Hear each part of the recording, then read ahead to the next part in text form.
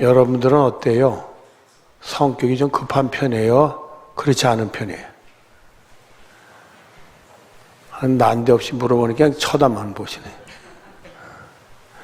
저는 생각을 해보니까 성격이 좀 급한 편인 것 같아. 근데 사람이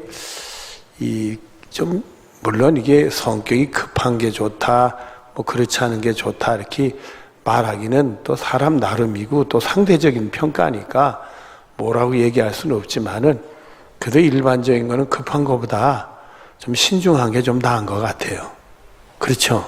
근데 오늘 본문에 보면 성격이 좀 급한 사람들이 있는 것 같아요. 그래서 여러분에게 그런 질문을 했습니다. 7절 앞을 보겠습니다. 그런즉 무슨 말하리요? 율법이 뭐냐? 율법이 죄라고 하는 사람이 있나 봐요. 그럴 수 없느니라. 여러분, 하나님이 주신 율법이 왜 죄겠어요? 말도 안 되지요. 근데 율법이 죄라고 그러는 거예요. 아마 로마 3장 20절에 보니까 율법의 행위로 그의 앞에 의롭다 하심을 얻을 육체가 없나니 결국 율법으로는 구원받지 못한다. 그 말씀이고요. 또 로마서 7장 5절 뒤를 보면 율법으로 말미암는 죄의 정욕이 우리 지체 중에 역사하여 우리로 사망을 위하여 열매를 맺게 하였나니 이렇게 됐어요. 근데 이 중간 거를 싹 빼고 연결하면 율법으로 말미암아 우리로 사망을 위하여 열매를 맺게 한다는 내용이 나오니까 그 율법이 죄가 아닌가 이렇게 판단을 해버렸나 봐요. 급하게. 율법이 죄일 수가 없는데 말이에요. 자, 우리 한번 설명으로 들어가겠습니다. 본문 7절 뒤를 보겠습니다. 율법으로 말미암지 않고는 내가 죄를 알지 못하였으니 곧 율법이 탐하지 말라 하지 아니했더라면 내가 탐심을 얻지 못하였으리라. 이렇게 돼 있어요. 이 말씀을 보면 율법은 죄를 깨닫게 해요. 그런데 율법에 탐하지 마라. 이게 탐심을 가지지 마라. 이런 말씀이죠. 그러니까 그전에는 뭘 좀 탐하고 탐심을 가져도 죄인지 모르는데 율법에서 탐하지 말라. 그러니까 이게 탐심이 죄구나. 이렇게 알게 됐다는 거예요. 여러분, 이 탐심에는 여러 가지가 있는데 우리가 보통 죄라고 생각하지 않는 탐심이 하나 있어요. 그게 뭐냐면 식탐. 여러분, 먹는 거 욕심내는 걸 죄라고 그래요? 아니라고 그래요? 눈들만 마스크를 썼는지 꼬박꼬박 그래가지고 여러분들, 이 과식을 하면 음식이 욕심이 나서 과식하면 배탈 나야 안 나? 죄의 대가 치르는 거지 뭐. 그러니까 이 식탐도 죄인 것 같아요. 전에 내가 어떤 경험이 있었느냐 하면 저는 이렇게 좋은 음식 그렇게 많이 먹고 산 편은 못 돼요. 산 편이 못 되는데 제가 그 자란 교회에서 저를 세례 주신 목사님 밑에서 교육전도사를 했습니다. 교육전도사를 하는데 목사님이 하루는 절 보러 신방을 같이 가자고 그래요. 근데 음식 먹는 신방인데 그 집이 잘 차렸나 봐요. 그래서 저를 한번 밥을 먹여주시려고 데리고 간 것 같아요. 그랬더니요, 평생 처음 보는 요리들이 막 나왔어요. 가뜩이나 그때 20대 후반이니까 그냥 음식에 욕심도 있는데다 그냥 침이 도는데 난리가 났잖아요. 그냥 좋은 거 막 근데 많이 차려놨으니까 원 없이 먹었지, 원 없이. 욕심이 나니까 그냥 또 성질이 급하니까 후다닥 먹었어요. 배가 부르도록 먹었어요. 이제 더 못 먹을 것 같이 먹었어요. 그래서 숟갈을 내렸죠. 그랬더니 목사님 가만히 나를 쳐다보시더니 안전도사, 네, 그랬더니 내가 숟갈 내려놓기 전에 숟갈 내리는 게 되는 거야? 그런 거예요. 그러니까 그래서 다시 숟갈을 들고 음식을 먹는데 이게 들어가야지 이제는 꽉 차가지고 말이야. 그냥 여기까지. 그다 목사님 앞에서는 뭐 할 수 없으니까 얼마나 그날 고생하고요. 과식을 해서 배탈 나고 말이에요. 근데 이 식욕, 이 식사, 음식에 욕심을 나는 게 식탐인데 이게 탐심이에요, 여러분들. 그 너무 먹으면 우리가 내 욕심 치려다 보면 못 먹는 사람 생각 안 하고 내 배만 불리려고 하는 그런 이기적인 것이 작동되는 거란 말이에요. 이게 죄의 한 부분이라는 거예요. 율법을 통해 그런 말씀이 주어지는 거는 아, 이게 죄구나, 이렇게 알게 된다는 거예요. 그래서 골로새 3장 5절에 보면 이런 말씀들이 나옵니다. 땅에 있는 지체를 죽이라. 곧 음란과 부정과 사욕과 악한 정욕과 탐심이니 우상숭배니라. 이 탐심이 우상숭배래요. 이 탐하는 거는 하나님 걸 탐해요, 세상 걸 탐해. 그렇지, 세상 거 욕심내고 따라가고 그걸 내 거 삼으려고 그러니까 하나님을 따라가지 않고 세상 따라가니까 우상숭배라요. 세상 섬기는.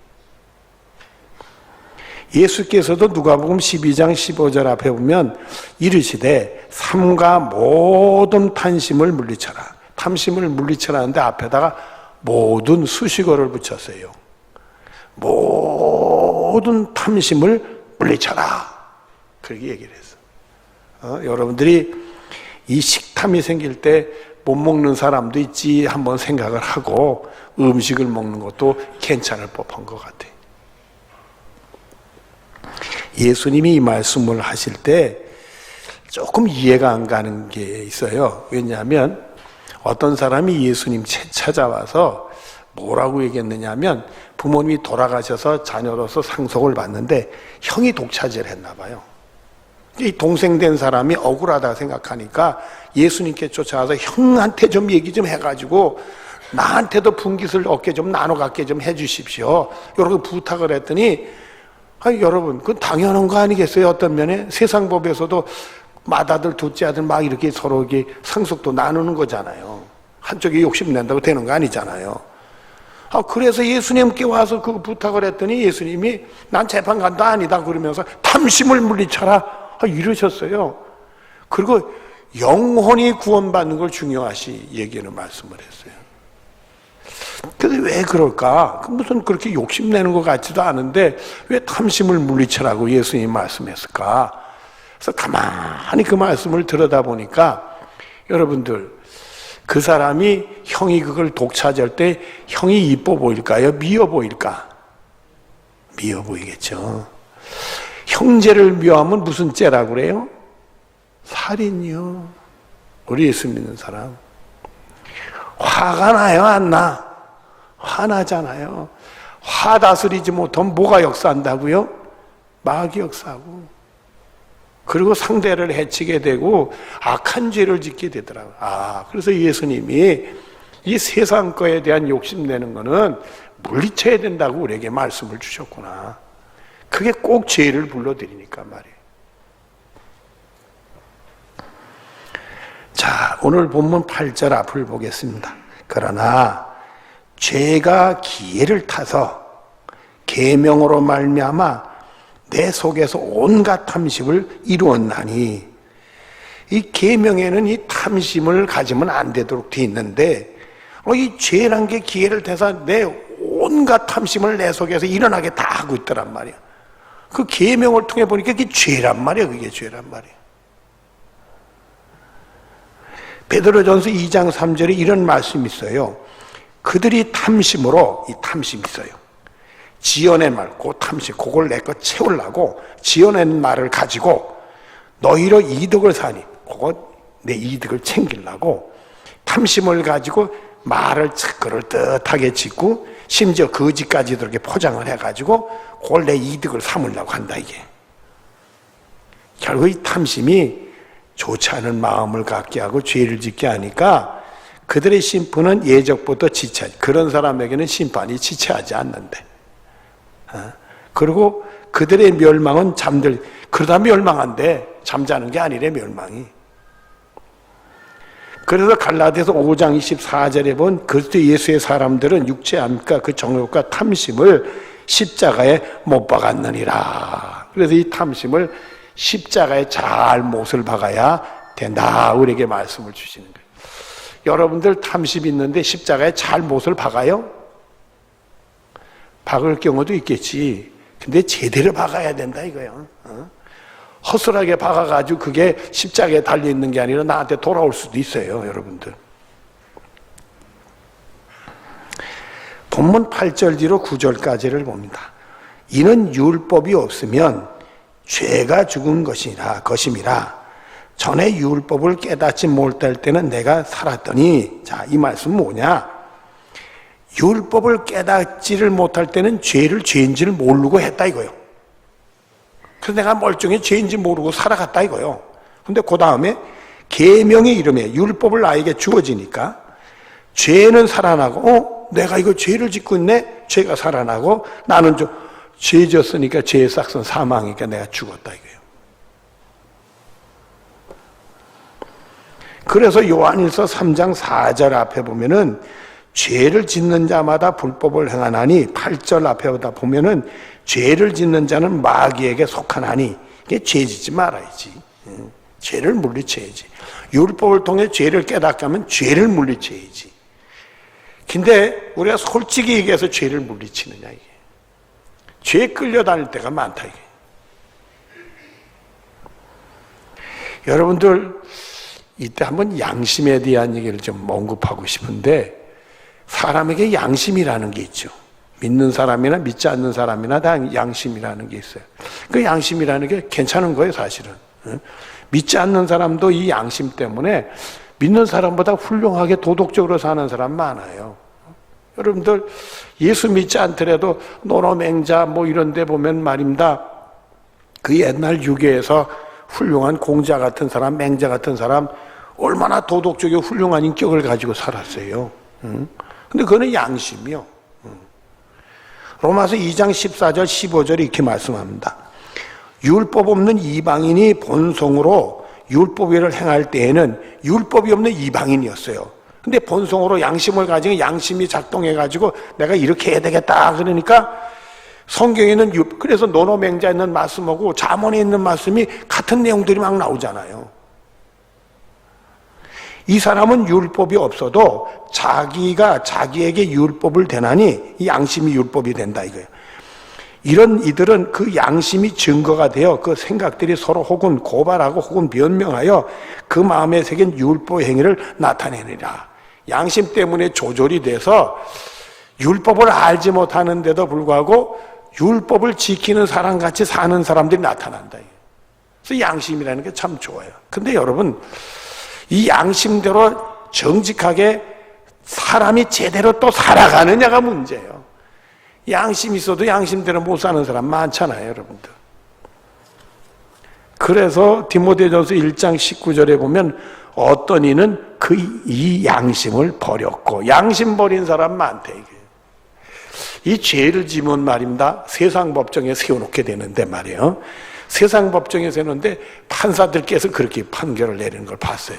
어떤 사람이 죄를 짓고 깨달아서 양심이 찔렸어.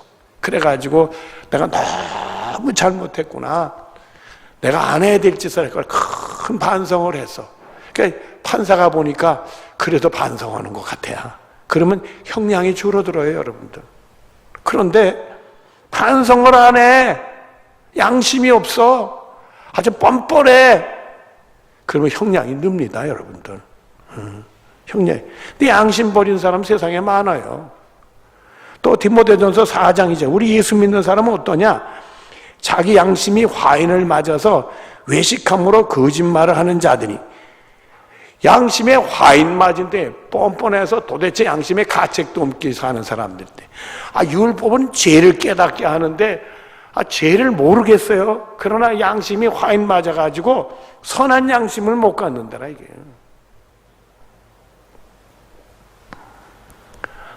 본문 10절을 봅니다.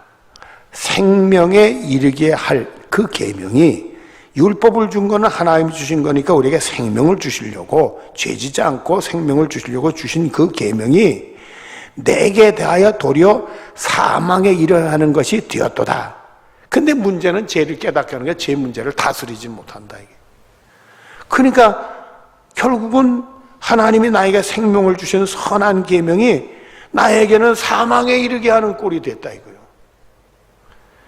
여러분들, 우리 인류 최초의 우리 하나님 만들어주신 남자 여자 아담과 하와, 이 사람들을 보면 이게 선명하게 나타납니다.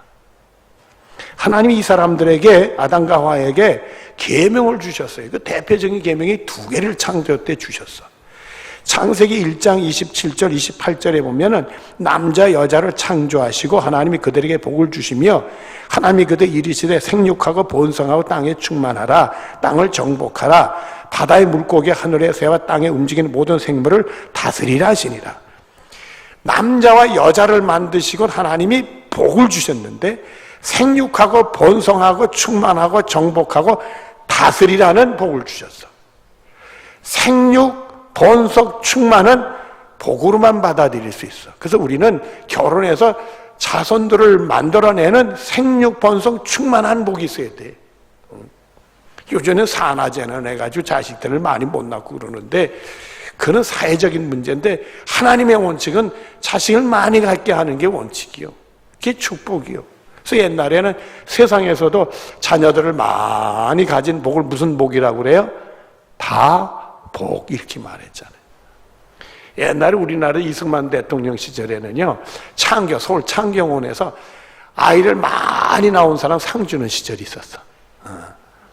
제가 어릴 때 들었어요. 그래서 창경원에서 대통령이 나오셔가지고 아기들 많이 낳은 부부 갖다 놓고 포상하고 말이야.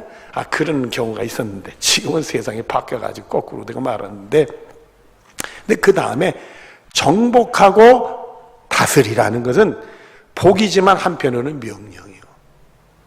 그래서 우리가 이 땅을 정복해 나가서 이 모든 세상 만물을 정복해 나가고 잘 다스려야 돼. 잘 못 다스려서 식물이나 동물이 멸종하는 거잖아요. 잘 다스려서 자연이 오염되고 있지, 다스리지 못해서 오염되고 있잖아요. 그러니까 하나님이 우리에게 주신 사명을 제대로 감당하지 못하고 있다는 거예요. 이 계명을 우리에게 주셨어요. 또 하나는 에덴 동산을 만드시고 주신 거예요. 창세기 2장 16절부터 17절에 보면은 이르시되 동산 각종 나무의 열매는 내가 임으로 먹되 선악을 알게 하는 나무의 열매는 먹지 말라. 내가 먹는 날에는 반드시 죽으리라 하시니라. 이렇게 되어 있어요. 동산을 만드시고 그 동산은 하나님이 보호해 주시는 거예요. 거기에는 모든 각종 나무의 열매가 있어. 수십 종이 있는지 수백 종이 있는지 그건 모르겠어. 어마어마하게 많은 열매가 있어. 그건 마음대로 떠먹어도 돼. 근데 한 가지, 동산 중앙에 있는 선악을 알게 하는 나무는 먹지 마라. 그걸 먹는 날은 반드시 죽는다.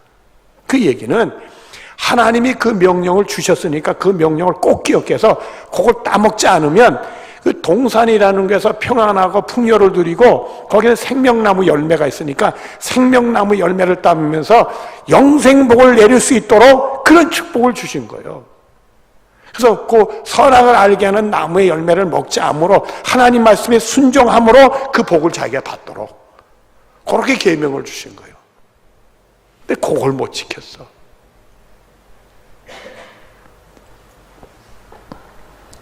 창세기 3장 4절부터 6절 앞에 보면 뱀이 여자에게 이르되 너희가 결코 죽지 아니하리라. 너희가 그것을 먹는 날엔 너희 눈이 밝아져 하나님과 같이 되어 선악을 알 줄 하나님이 아시느니라.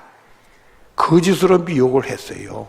이미 그 열매를 따먹지 못하게 했던 하나님의 말씀에 대해서 왜 못 먹게 하는 이미 그 먹고자 하는 이 식탐 같은 욕심이 있었던 거예요. 그걸 마귀가 본 거지. 왜 하나님 그걸 못 먹게 하더냐? 그거 먹는 날에 죽지 않아. 하나님 무조건 못 먹게 하려고 겁준 거야. 그 얘기죠. 먹으면 눈이 밝아서 하나님 같이 돼. 선악을 알고 있는 하나님 같이 돼. 그렇게 되니까 눈이 헷가닥해가지고 여자가 그 나무를 본즉 먹음직도 하고 보암직도 하고 지혜롭게 할 만큼 탐스럽게도 한 나무인지라 여자 그 열매를 따먹고 자기 함께 있는 남편에게도 주매 그도 먹으니라. 그래 됐어요. 결국 그 말씀을 지킴으로 그 에덴 동산에서 하나님의 복을 받을 수 있는 그 혜택이 그 말씀을 어김으로 반드시 죽는다는 저주가 임했어. 결국 에덴 동산에 쫓겨나니까 평화로운 곳에서 쫓겨나고 풍요로운 곳에서 쫓겨나고 결국 수명을 다하면 죽는 자가 됐어요. 영적으로 죽었고 육신적으로 죽는 자가 됐어요. 그 계명은 하나님이 복을 주시려고 준 계명이 그들이 그 말씀대로 살지를 못하니까 그 계명에 반드시 죽으려는 저주가 임하고 말았다. 하나님의 계명을 통해 우리에게 죄를 깨닫게 되는데 그런 걸 지켜야 되는데 못 지키니까 우리는 어떻게 돼요? 그 계명을 통해 죽어버리고 말았다. 죽는 자가 저주받는 사람, 멸망하는 사람이 되고 말았다. 그래서 본문 11절에 이렇게 나옵니다. 죄가 기회를 타서 계명으로 말미암아 너를 속이고 그것으로 나를 죽였는지라 이렇게 이렇게 말이 나오죠. 죄가 기회를 타서 계명으로만, 계명은 우리에게 복 주시려고 죄를 깨닫고 죄 짓지 않고 승리의 믿음 생활을 하려고 복 주시려고 줬는데 나를 속여서 그걸 그냥 죄 때문에 결국 내가 멸망하는 죽음에 이르는 자가 됐다. 이제 본문 12절을 보겠습니다. 이러보건대 율법은 거룩하고 계명은 거룩하고 의롭고 선하도다. 율법은 거룩한 것이요 의롭고 선한 것이다. 그 죄를 깨닫고 죄를 짓지 않고 살기를 우리에게 원했지만은 결국 죄에 굴복하는 인간의 약함 때문에 율법의 한계가 나타난 거예요. 우리를 구원하지 못하는 한계가 나타난 거예요. 그래서 로마 3장 21절에 율법 외에 하나님 의가 나타나요. 그래서 하나님이 누구를 보내주신 거예요? 예수님을 보내주시고 예수님이 우리 죄값을 치르시려고 우리의 죄를 짊어지시고 십자가에 희생하고 그 은혜를 믿음으로 구원에 이르는, 죄 용서받아 구원에 이르는 길을 우리에게 열어주시게 됐다. 할렐루야. 참 우리 예수 믿는 게 이런 감동이 있는 거고 이런 축복이 있는 거예요. 디모데후서 1장 10절 뒤를 보면 그가 사망을 패하시고 죄로 말미암아 사망에 이르렀던 자들 예수님의 십자가의 능력으로 사망을 패하시고 복음으로써 생명과 썩지 아니한 것을 드러내신지라. 그래서 우리를 살려내셔서 썩을 수밖에 없는 자, 멸망할 수밖에 없는 것이 썩지 않을 것으로 부활해서 영생복을 받는 사람으로 나타나게 해 주셨다. 할렐루야. 이제 말씀을 정리하도록 하겠습니다. 히브리서 10장 1절 앞에 보면 율법은 장차 올 좋은 일에, 장차 올 좋은 일은 뭐죠? 예수님 통해 죄 용서받아 구원받는 일이죠. 좋은 일의 그림자일 뿐이요. 이렇게 말씀했어요. 비스무리하지만 그림자였다 이거요. 그리고 갈라디아 3장 24절에 보면 이와 같이 율법이 우리를 그리스도께로 인도하는 초등교사가 되어 율법을 통해 죄를 깨달으니까 죄 문제 해결되니까 예수님이 십자가를 통해 죄 문제를 해결했구나. 그래서 우리를 예수님께 인도하는 초등교사로 됐다. 이게 율법이. 그런 계속되는 말씀이 우리로 하여금 믿음으로 말미암아 의롭다함을 얻게 하려 함이라. 그래서 우리 예수 믿으면, 나를 위해 돌아가신 예수님 믿으면 죄 용서받아 의롭게 되어 구원받는 사람으로 만들어주시게 됐다. 할렐루야. 그래서 우리는 예수 안에서 구원받게 된 이런 축복을 우리가 받은 겁니다. 여러분들, 이 코로나 때문에 우리가 너무 어둡고 이렇게 참 불안하고 이런 게 있는데, 그러다 보니까 우리 예수 믿는 사람들이 잃어버리는 게 있어요. 잃어버리는 게 있어. 감사함을 잃어버려. 감사함을. 여러분, 하나님 우리를 택해서 이렇게 불러서 예수 믿고 예수님 십자가의 공로로 죄 용서받아 죄인이 어떻게 구원받겠어? 하나님의 은혜로 위해 구원받게 된 놀라운 사실 앞에서 여러분 감사의 생활을 잊지 마시기를 바라요. 정말 감사하면 버릴 게 없어요. 이 감사의 믿음은 코로나도 이길 수 있는 축복이 여러분의 것이 되어지기를 바랍니다.